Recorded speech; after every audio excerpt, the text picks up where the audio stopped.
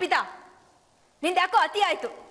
ನೀನ್ ಆಡ್ತಾ ಇರೋದು ನೋಡಿದ್ರೆ ಯಾರು ನಿನ್ನ ಕೆಲಸದವ್ರು ಅಂತ ಅನ್ಕೊಳ್ಳಲ್ಲ, ಇವ್ರ ಹೆಂಡತಿ ಅಂತ ಅನ್ಕೋತಾರಷ್ಟೇ.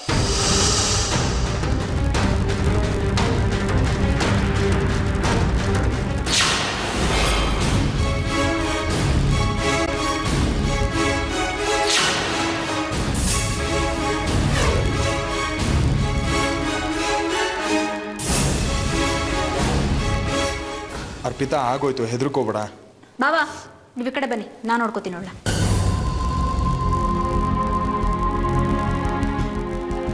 ಅಲ್ವೇ, ನಾನು ನಿನ್ ಪಕ್ಕದಲ್ಲೇ ತಾನೇ ಇದ್ದೀನಿ. ನನ್ನನ್ನು ಹಿಡ್ಕೊಳ್ಳೋದ್ ಬಿಟ್ಟು ಇವ್ರನ್ನ ಯಾಕೆ ಹಿಡ್ಕೊಳಕ್ ಹೋದೆ? ನೀನ್ ಹೀಗ ಆಡೋದು ಯಾರಾದ್ರೂ ನೋಡಿದ್ರೆ ಇವ್ರ ಹೆಂಡತಿ ಅನ್ಕೋತಾರ ಅಷ್ಟೇ. ಬಾಬಾ, ಆರ್ತಿ ಅಕ್ಕ ಬೇರೆ ಮನೆಯಲ್ಲಿಲ್ಲ, ಇವಳು ಆಡ್ತಾ ಇರೋದು ನೋಡಿದ್ರೆ. ರಾಕಿ, ನೀನು ಏನೇನೋ ಮಾತಾಡಬೇಡ. ಮೆಡಿಸಿನ್ಸ್ ತಗೋಬನ್ರಿ. ಹಾ. ಹೇಯ್, ಏನೇ ನಿನ್ನ ಅವಸ್ಥೆ? ಯಾಕೆ ಹೀಗೆ ಮಾಡ್ಕೊಂಡೆ? ಅದು ಸೂರ್ಯ ಸರ್ಗೆ ನನ್ನ ಮೇಲೆ ಒಳ್ಳೆ ಅಭಿಪ್ರಾಯ ಬರಲಿ ಅಂತ ಹೀಗೆ ಮಾಡ್ಕೊಂಡೆ. ಏನು, ಸೂರ್ಯನ ಮೇಲೆ ಲವ್ವಾ?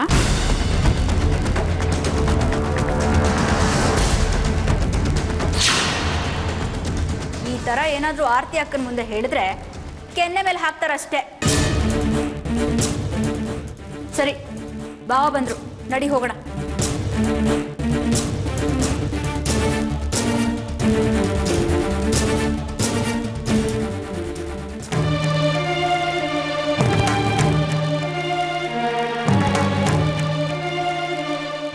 ಆರ್ತಿಯವರೇ, ಕೈ ಹಿಡ್ಕೊಡಿ. ನಾನು ನೋಡಿದೆ ಅಂತ ಯಾಕೆ ಕೈ ಬಿಟ್ಬಿಟ್ರಿ? ಅದಾಗಲ್ಲ. Don't mind. ಡ್ರೆಸ್ಸಿಗೆಲ್ಲ ಮುಗೀತಾ? ಆಯ್ತು. ಅವಳ ಜೊತೆ ಏನಾದರೂ ನಿಯತ್ತಾಗಿರಿ. ಆರ್ತಿಯವರೇ, ಏನು ಹೇಳ್ತಾ ಇದ್ದೀರಾ ನೀವು? ಇಷ್ಟು ತನಕ ಕೇಳಿಸ್ಕೊಂಡಿದ್ದು ಆಯ್ತು, ನೋಡಿದ್ದು ಆಯ್ತು, ಇನ್ನೇನು ಹೇಳೋದು ಕುಳ್ತಿಲ್ಲ. ಪ್ಲೀಸ್ ಆರ್ತಿಯವರೇ, ತಪ್ಪು ತಿಳ್ಕೊತಾ ಇದ್ದೀರಾ ನೀವು.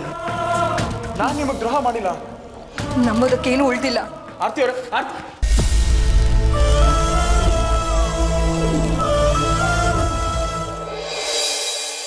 ಕುತ್ಕೋ. ಏನ್ ಮಾಡ್ಕೊಂಡೆ ಕೈಗೆ? ಏನಿದೆಲ್ಲ? ಕೂತ್ಕೋ. ಇನ್ನೇನು, ಇವಳು ಗಂಡಂದೇ ಈ ಕೆಲಸ. ಬಡ್ಕೊಂಡೆ ಇವಳು ಮನೆಯಿಂದ ಆಚೆ ಹಾಕಿ ಅಂತ ನನ್ನ ಮಾತೆಲ್ಲಿ ಕೇಳ್ತೀರಾ? ಇವಳು ಗಂಡ ಚಾಕು ಇಟ್ಕೊಂಡು ಹಿಂಗೆ ಮನೆಗೆ ಬರ್ತಾನೆ. ಮೊದಲು ಇವಳನ್ನ ಮನೆಯಿಂದ ಆಚೆ ಕಳಿಸಿ. ನೀನ್ ಸ್ವಲ್ಪ ಸುಮ್ಮನೆ ಇರ್ತೀಯಾ? ಏನಾಯ್ತು ಅಂತ ನಾನು ವಿಚಾರಿಸ್ತಾ ಇದ್ದೀನಿ ತಾನೆ. ಏನಾಯ್ತೆ? ಇವಳಿಗೆ ಸೂರ್ಯ ಬಾವನ್ ಮೇಲೆ ಆಸೆ ಇತ್ತಲ್ಲ. ಏನಂದೆ? ಸೂರ್ಯ ಬಾವನ್ ಮೇಲೆ ಗೌರವ ಇತ್ತಲ್ಲ ಅಂತ ಹೇಳಕ್ ಬಂದೆ. ಬಾಯ್ ತಪ್ಪಿ ಆ ಥರ ಬಂದು. ಸರಿಯಾಗಿ ಮಾತಾಡು. ಅದೆಲ್ಲ ಇರ್ಲಿ, ಏನಾಯ್ತು ಅಂತ ಹೇಳು. ಬಾಬಾ, ನೀವೆಲ್ಲ ಇವಳನ್ನ ಮನೆ ಬಿಟ್ಟು ಹೋಗು ಅಂತ ಹೇಳಿದ್ರಿ. ಸೂರ್ಯ ಬಾವಂಗೆ ಇವಳಿಂದಾಗಿ ಅವಮಾನ ಆಯ್ತು ಅನ್ನೋ ಗಿಲ್ಟಲ್ಲಿ ಎಳ್ನೀರ್ ಕೊಚ್ಚೋ ಮಚ್ಚಲ್ಲಿ ಕೈ ಕಟ್ ಮಾಡ್ಕೊಂಡು ಸಾಯಕ್ ಹೋಗಿದ್ಲಂತೆ. ಅಲ್ವೇ, ಸಾಕ್ಷಿ ಸ್ಕೂಲಿಗೆ ಬಿಡಕ್ ಹೋಗಿದ್ಲಲ್ಲ ಇವಳು. ಇದೆಲ್ಲ ಯಾವಾಗ ಮಾಡ್ಕೊಂಡ್ಲು? ಅಯ್ಯೋ, ಅದಾ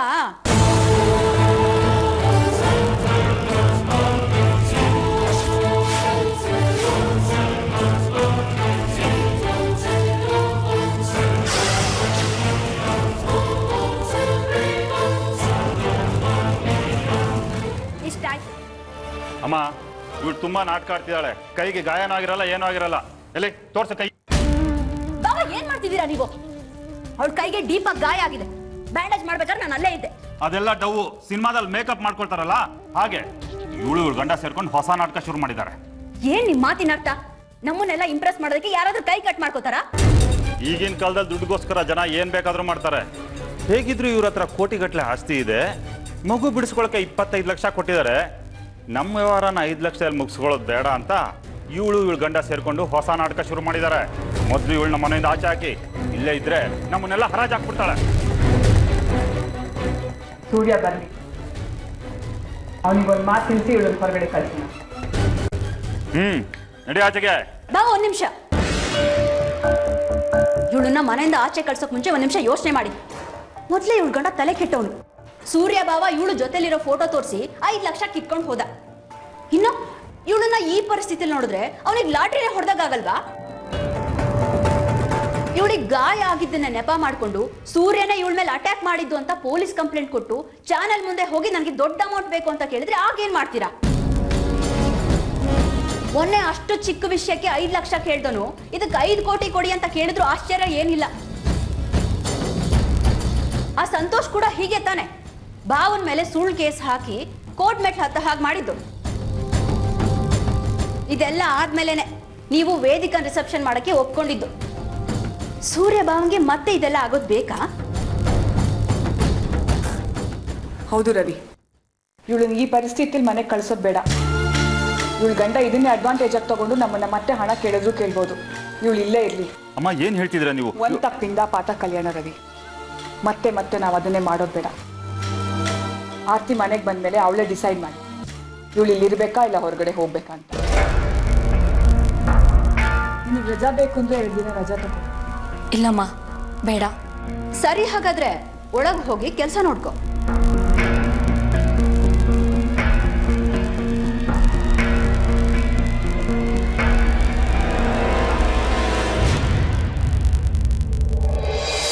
ಅಮ್ಮ, ರೂಮಲ್ಲೇ ಮಲ್ಕೊಳ್ಳಿ ಅಂತ ಕೇಳಿದ್ರೆ ಕೇಳ್ತಾ ಇಲ್ಲ ನೀವು.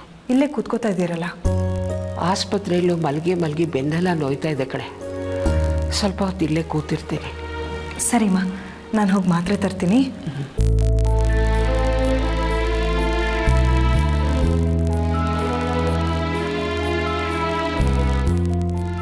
ತಗೊಳ್ಳಿಮ್ಮ.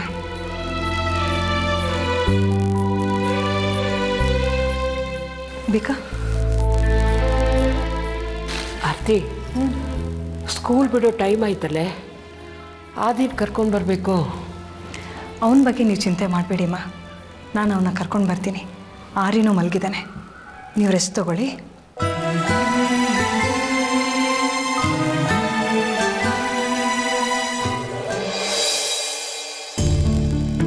ನೋಡಿ, ಈ ಮಗುಗ್ ಜ್ವರ ಬಂದಿದೆ. ಅವ್ರ ಪೇರೆಂಟ್ಸ್ ಬರೋವರೆಗೂ ಇಲ್ಲೇ ಇರ್ಲಿ. ಆಯ್ತು ಮೇಡಮ್.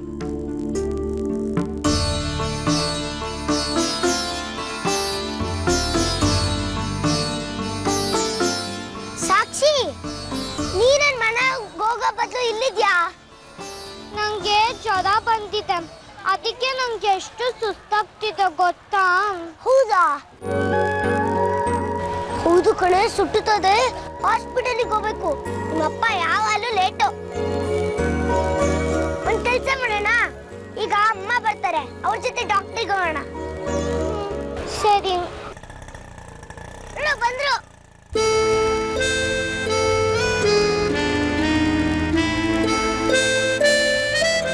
ಅದಿ, ಸಾಕ್ಷಿ ಪುಟ್ಟ, ಇನ್ನೂ ನಿನ್ ಮನೆ ಹೋಗ್ಲಿಲ್ವಾ? ಅಮ್ಮ, ಸಾಕ್ಷಿಗೆ ಜ್ವರ ಇದೆ. ಟೀಚರು ಜ್ವರ ಅಂತ ಬಿಟ್ಬಿಟ್ಟೋಗವ್ರು. ಅಯ್ಯೋ, ಮೈಯೆಲ್ಲ ಸುಡ್ತಾ ಇದೆಯಲ್ಲ. ನಿಮ್ಮಪ್ಪ ಎಷ್ಟೊತ್ತಿಗೆ ಬಂದು ಕರ್ಕೊಂಡು ಹೋಗ್ತಾರೋ ಗೊತ್ತಿಲ್ಲ ಕಣೆ. ಒಂದು ಕೆಲಸ ಮಾಡ್ತೀನಿ, ಇವಳು ನಾನೀಗ ಹಾಸ್ಪಿಟಲ್ಗೆ ಕರ್ಕೊಂಡು ಹೋಗಿರ್ತೀನಿ. ಇವ್ರ ಮನೆಯವ್ರು ಯಾರಾದ್ರೂ ಬಂದು ಕೇಳಿದ್ರೆ ನಾನೇ ಕರ್ಕೊಂಡು ಹೋದೆ. ಸರಿ ಮೇಡಮ್. ಓಕೆ, ಬಾ ಪುಟ್ಟ, ಬಾ ಮಕ್ಳ.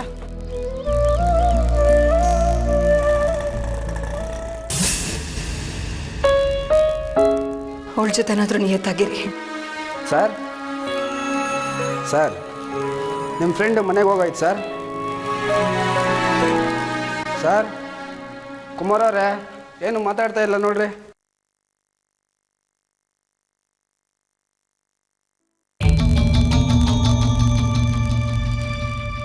ಅಮ್ಮ, ಸಾಕ್ಷಿಯವರಪ್ಪ ಇನ್ನ ಇಲ್ಲೇ ಇದ್ದಾರೆ.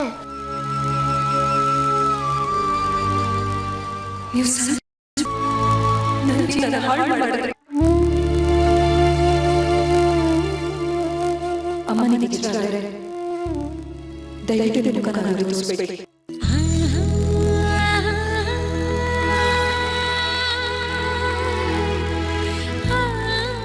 ಸಾಕ್ಷಿ, ಹೋಗಪ್ಪನ ಕರಿ. ಅಪ್ಪ, ಅಪ್ಪ. ಸಾಕ್ಷಿ,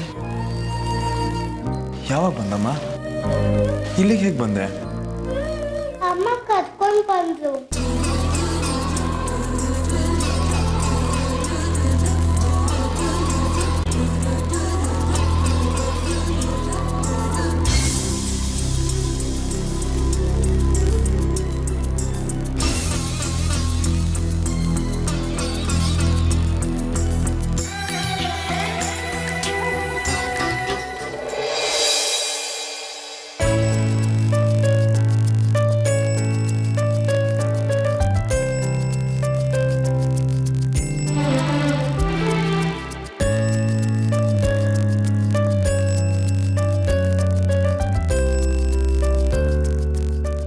ಸಾಕ್ಷಿ ಡಾಕ್ಟರ್ ಹತ್ರ ನಡಿ. ಡಾಕ್ಟ್ರ್ ಹತ್ರನ? ಯಾಕೆ? ಸಾಕ್ಷಿಗೆ ಜ್ವರ ಬಂದಿದೆ, ಅಷ್ಟು ಗೊತ್ತಿಲ್ವಾ ನಿಮಗೆ? ಜ್ವರ ಹೇಗೆ ಬಂತು? ನಡಿ ಸಾಕ್ಷಿ.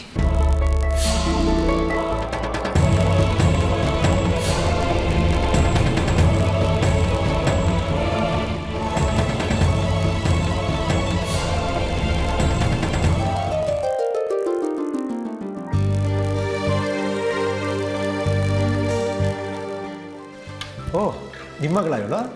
ಹೌದು ಡಾಕ್ಟರ್. ಏನಾಗಿದೆ ಪುಟ್ಟ ನಿನಗೆ? ಜ್ವರ ಬಂದಿದೆ. ಯಾಕೆ ಬಂತು? ಗೊತ್ತಿಲ್ಲ.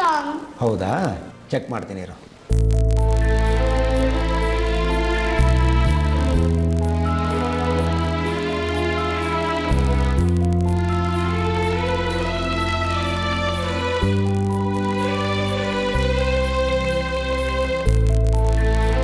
ಸಿಂಪ್ಟಮ್ ನೋಡಿದ್ರೆ ಹೈ ಫೀವರ್ ಇದೆ ಅನಿಸುತ್ತೆ. ವೈರಲ್ ಇನ್ಫೆಕ್ಷನ್ ಆಗಿದೆ. ಕೆಲವು ಆ್ಯಂಟಿಬಯೋಟಿಕ್ ಟ್ಯಾಬ್ಲೆಟ್ ಬರ್ಕೊಡ್ತೀನಿ, ಟೈಮಿಗೆ ಕರೆಕ್ಟಾಗಿ ಕೊಡಿ. ಜ್ವರ ಕಡಿಮೆ ಆಗಿಲ್ಲ ಅಂತಂದರೆ ನಾಳೆ ಕರ್ಕೊಂಬನ್ನಿ, ಬ್ಲಡ್ ಚೆಕಪ್ ಮಾಡ್ಸೋಣ. ಸರಿ ಡಾಕ್ಟರ್. ತಗೊಳ್ಳಿ. ಇದರಲ್ಲಿರೋ ಮಾತ್ರನ ಪ್ರತಿ 4 ಅವರ್ಸ್ ಒಂದ್ಸಲ ಕೊಡಿ. ಕುಡಿಯೋದಕ್ಕೆ ಬಿಸಿನೀರೇ ಕೊಡಿ. ಇದರಲ್ಲಿರೋ ಮಾತ್ರೆಗಳು ಪ್ರತಿ 4 ಅವರ್ಸಿಗೆ ಒಂದ್ಸತಿ ಕೊಡಬೇಕಾ? ಯಾಕೆ? Is there any problem? ನಿಮಗೆ ಎವ್ರಿ 4 ಅವರ್ಸ್ ಕೊಡೋಕ್ಕಾಗಲಿಲ್ಲ ಅಂತಂದರೆ ಇಲ್ಲೇ ಅಡ್ಮಿಟ್ ಮಾಡಿ. ನರ್ಸ್ಗಳು ಟೈಮ್ಗೆ ಮಾತ್ರೆ ಕೊಡ್ತಾರೆ. ಜ್ವರ ಕಡಿಮೆ ಆದಮೇಲೆ ನೀವು ಮನೆಗೆ ಕರ್ಕೊಂಡು ಹೋಗ್ಬೋದು. ಬೇಡ ಡಾಕ್ಟರ್, ನಾನೇ ಅವಳ ಜೊತೆಗೆ ನೋಡ್ಕೋತೀನಿ.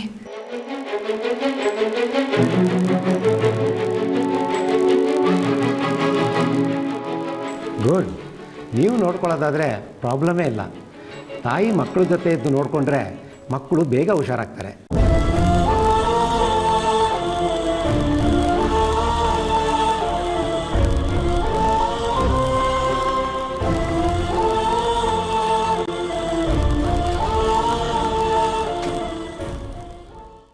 ನಾನು ಹೋಗಿ ಔಷಧಿ ತೊಗೊಂಬಂದ್ಬಿಡ್ತೀನಿ.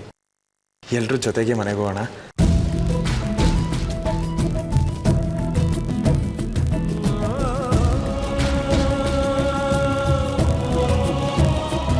ಅಮ್ಮ, ಸಾಕ್ಷಿನ ಮನೆಗೆ ಕರ್ಕೊಂಡು ಹೋಗೋಣಮ್ಮ ಪ್ಲೀಸ್. ಹೌದು ಅಮ್ಮ, ನನ್ನ ಒಬ್ಬಳೇ ಬಿಡಬೇಡಿ, ನಾನು ನಿಮ್ಮ ಜೊತೆ ಬರ್ತೀನಿ ಪ್ಲೀಸ್. ಅಮ್ಮ, ಡಾಕ್ಟರ್ ಅಂಕಲ್ ಹೇಳಿದ್ರಲ್ಲ ನೀವು ಸಾಕ್ಷಿ ಜೊತೆ ಇರಬೇಕು ಅಂತ. ಹೌದು ಅಮ್ಮ, ನೀವಿಬ್ರು ನನ್ನ ಜೊತೆ ಮನೆಗೆ ಬನ್ನಿ ಪ್ಲೀಸ್. ಅಮ್ಮ, ನಂಗೆ ಸುಸ್ತಾಗ್ತಿದೆ, ಬೇಗ ಹೇಳಿ. ಹೇಳಿ ಅಮ್ಮ.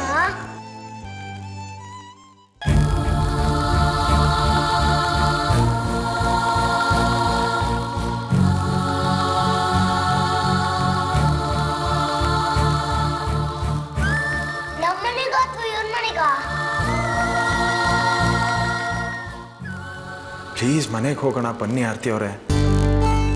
ನಡ್ತಿದ್ದೆಲ್ಲ ಒಂದು ಆಕಸ್ಮಿಕ, ಎಲ್ಲ ಕೈ ಮೀರಿ ನಡೀತು. ನಮ್ಮಿಬ್ಬರ ಜಗಳನ ಬೇರೆಯವ್ರ ಅಡ್ವಾಂಟೇಜ್ ತಗೊಂತಿದ್ದಾರೆ. ನಾನು ಎಲ್ಲ ಸತ್ಯನೂ ನಿಮ್ಮ ಹತ್ರ ಹೇಳಿದ್ದೀನಲ್ವಾ? ಈಗಲಾದರೂ ನನ್ನನ್ನು ನಂಬಿ.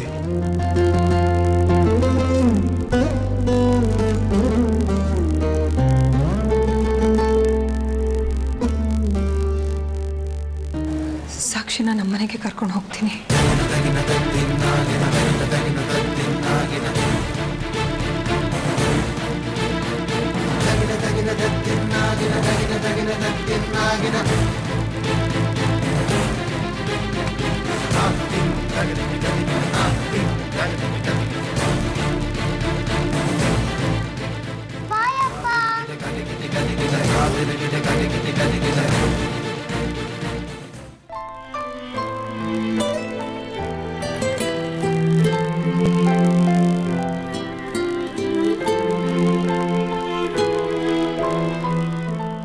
ಮೊದಲು ಮನೆಗೆ ಹೋಗಿ ಕೆಲಸ ಕಾರ್ಯನ ನೋಡ್ಕೊಳ್ಳಿ. ಒಬ್ಬರೇ ಎಲ್ಲೆಲ್ಲೋ ಕೂತಿರ್ಬೇಡಿ. ಸಾಕ್ಷಿನ ನಾನು ಚೆನ್ನಾಗಿ ನೋಡ್ಕೊಳ್ತೀನಿ.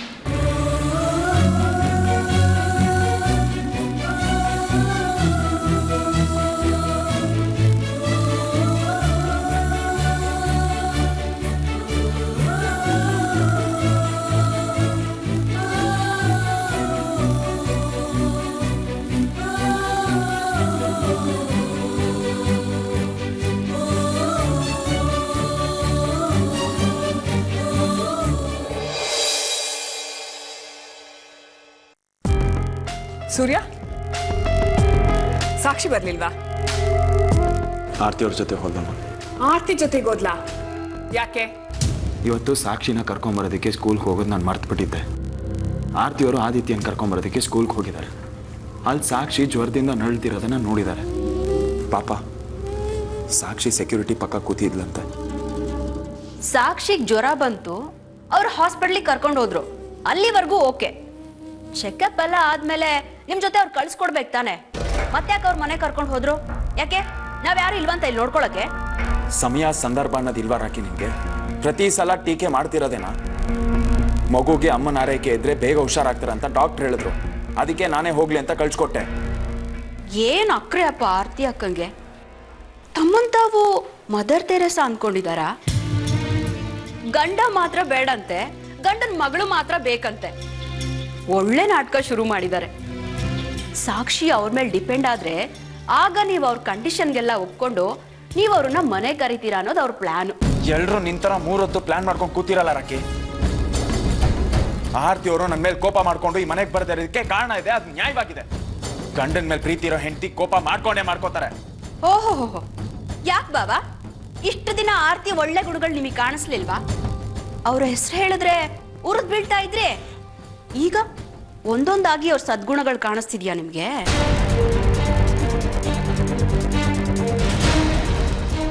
ಆರ್ತಿಗ್ ನಿನ್ ಮೇಲೆ ಅಷ್ಟೊಂದು ಪ್ರೀತಿ ಇದ್ರೆ ಮನೆಗೆ ಬರೋದಕ್ಕೆ ಏನಂತೆ ಸಮಸ್ಯೆ?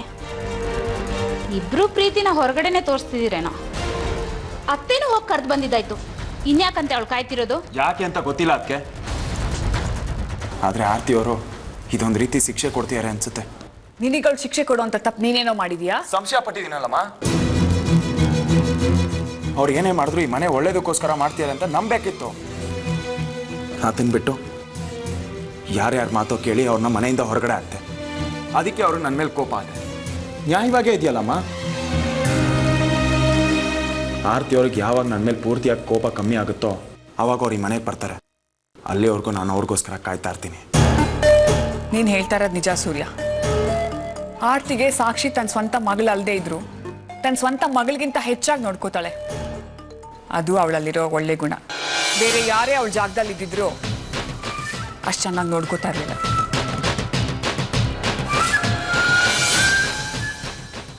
ಸಾಕ್ಷಿಗೆ ಹುಷಾರಿಲ್ಲ ಅಂತ ಹೇಳಿದೆಯಲ್ಲ, ಅವಳು ನೋಡ್ಕೊಂಡು ಹಾಗೆ ಶೋಭಾಮನ್ ಮಾತಾಡ್ಸ್ಕೊಂಬರೋಣ ಬಾರೋ. ನಾನು ಬರಲ್ಲಮ್ಮ, ನೀವು ಹೋಗಿ. ಯಾಕೆ? ಆರ್ತಿಯವರು ಅವರಾಗೆ ಫೋನ್ ಮಾಡಿ ನನ್ನನ್ನು ಕರೆಯೋವರೆಗೂ ನಾನು ಹೋಗಲ್ಲಮ್ಮ. ಇದು ನನಗೆ ನಾನು ಕೊಟ್ಕೋತಿರೋ ಶಿಕ್ಷೆ.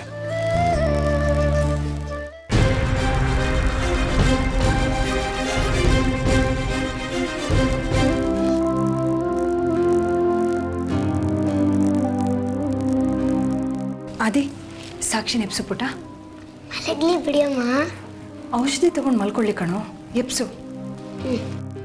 ಸಾಕ್ಷಿ ಸಾಕ್ಷಿ ಔಷಧಿ ತಗೋ. ಇಲ್ಲ ನಂಗೆ ಬೇಡ. ಸಾಕ್ಷಿ ಪುಟ, ಸ್ವೀಟ್ ಆಗಿರುತ್ತೆ ಪುಟ, ಕುಡ್ಬಿಟ್ಟು ಮಲ್ಕೋ ಬಾ. ಮಾಡು, ಮಲ್ಕೋ ಪುಟ. ಅಮ್ಮ, ನಾನು ಸಾಕ್ಷಿ ಜೊತೆ ಇರ್ತೀನಿ. ಆಯ್ತು.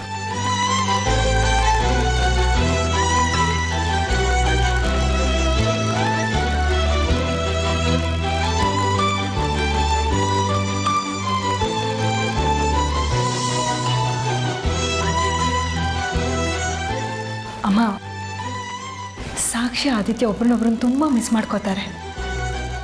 ಸ್ವಲ್ಪ ದಿನ ಮಿಸ್ ಮಾಡ್ಕೋತಾರೆ, ಆಮೇಲೆ ಬೆಳೀತಾ ಬೆಳೀತಾ ಮರ್ತೇ ಬಿಡ್ತಾರೆ. ಯಾಕಮ್ಮ ಹಾಗಂತ ಇದ್ದೀರಾ? ಅದು ಹೇಗೆ ಮರೀತಾರೆ? ಸೂರ್ಯ ನೀನು ಜೊತೆಲಿದ್ರೆ ತಾನೇ ಒಬ್ರಿಗೊಬ್ರು ಮಾತಾಡ್ಕೊಳಕ್ ಸಾಧ್ಯ. ಅದಂತೂ ಈಗ ಸಾಧ್ಯನೇ ಇಲ್ಲ. ಹಾಗಿದ್ಮೇಲೆ ಆ ಸಾಕ್ಷಿನ ಇಲ್ಲಿ ಕರ್ಕೊಂಡು ಬರೋದು, ಅವಳಿಗೆ ಉಪಚಾರ ಮಾಡೋದು ಇದೆಲ್ಲ ಯಾಕೆ ಮಾಡ್ತೀಯ? ಹೀಗೆ ಮಾಡೋದ್ರಿಂದ ನೀನೊಬ್ಳು ಒಳ್ಳೆ ನರ್ಸ್ ಆಗ್ಬೋದು ಅಷ್ಟೇ. ಸಾಕ್ಷಿ ನಿನಗೆ ಮಗಳಾಗಕ್ಕಾಗಲ್ಲ, ಅವಳಿಗೆ ನೀನು ತಾಯಿ ಆಗಕ್ಕಾಗಲ್ಲ. ಆ ಸೂರ್ಯನೇ ದೂರ ಇಟ್ಟ ಮೇಲೆ ಅವಳಿಗೆ ಸಂಬಂಧಪಟ್ಟ ಎಲ್ಲರನ್ನೂ ದೂರ ಇಟ್ಬಿಡ್ಬೇಕು ಕಣೆ. ಸೂರ್ಯರ ಮೇಲೆ ನೀ ಕೋಪ ಇರ್ಬೋದಮ್ಮ, ಹಾಗಂತ ಮಕ್ಳ ಮೇಲೆ ತೀರ್ಸ್ಕೊಳ್ಳೋದಕ್ಕಾಗತ್ತಾ? ಸಾಕ್ಷಿ ನನ್ನ ಅಂದರೆ ತುಂಬ ಇಷ್ಟ. ಆ ಮನೇಲಿ ಅವಳು ನೋಡ್ಕೊಳ್ಳೋದಕ್ಕೆ ಯಾರಿಗೂ ಟೈಮ್ ಇಲ್ಲ.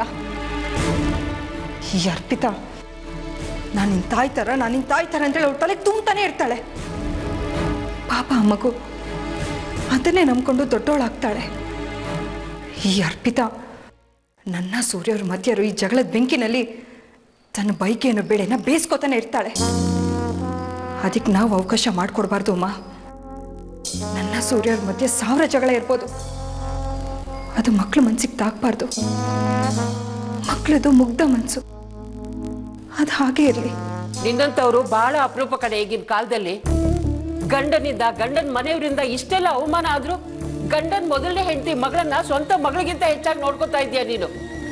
ಸೂರ್ಯವ್ರ ಮೇಲಿರೋ ಕೋಪನ ಆ ಪುಟ್ಟು ಮಗು ಮೇಲೆ ಹೇಗಮ್ಮ ತೀರಿಸ್ಕೊಳ್ಳಿ? ನೀವೇ ಹೇಳಿ. ಸಾಕ್ಷಿ ಮೇಲೆ ನನಗೆ ಯಾವ ಕೋಪನೂ ಇಲ್ಲ ಕಣೆ. ಆದ್ರೆ ಆ ಸಾಕ್ಷಿ ಮುಖ ನೋಡ್ದಾಗೆಲ್ಲ ಆ ಸೂರ್ಯ ನೆನಪಾಗುತ್ತೆ, ಅವ್ನು ಮಾಡಿರೋ ಅನ್ಯಾಯ ನೆನಪಾಗುತ್ತೆ, ಮನೇಲಿ ಇಟ್ಕೊಂಡಿದ್ದಾನ ಆ ಕೆಲ್ಸದವಳು ಅವಳು ನೆನಪಾಗುತ್ತೆ ನನಗೆ. ಅದಕ್ಕೆ ನಿನ್ಗೆ ಹೇಳೋದು ಸಾಕ್ಷಿನ ಮನೆಗೆ ಕರ್ಕೊಂಡ್ ಬರ್ಬೇಡ ಅಂತ. ಸೂರ್ಯ ಅವ್ರು ತಪ್ಪು ಮಾಡಿದಾರೆ ಅಂತ ನನಗೇನು ಅನಿಸ್ತಾ ಇಲ್ಲಮ್ಮ.